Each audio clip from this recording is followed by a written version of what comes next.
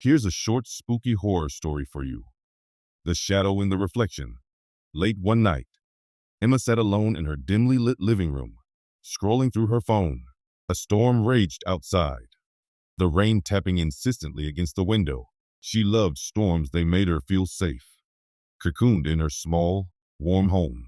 Her favorite antique mirror hung on the wall opposite the couch, a family heirloom passed down through generations. Its ornate gold frame gleamed faintly in the flickering light of the TV. She didn't know why, but she always felt a peculiar chill when she looked at it. That night, as the storm intensified, Emma caught a movement in the mirror's reflection. She froze, her gaze locking onto the glass. Behind her, a shadowy figure stood just at the edge of the room, barely visible in the gloom. She whipped her head around. Nothing was there. Heart pounding, she forced a laugh. "I'm just imagining things," she muttered. But when she looked back at the mirror, the figure was closer. It was tall, with elongated limbs and a featureless face, its dark form pulsating as though it were alive. Emma stared, unable to move, her breath shallow and rapid.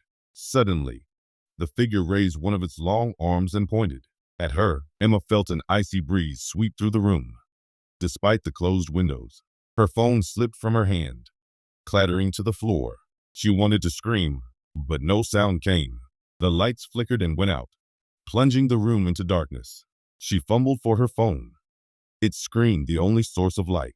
When she turned it toward the mirror, the shadow was gone.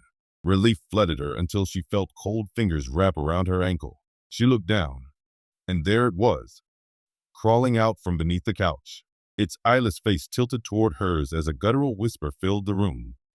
"You look too long." The last thing Emma saw was her own reflection, still staring wide-eyed in the mirror, even as the shadow dragged her into the dark. Would you like to know more?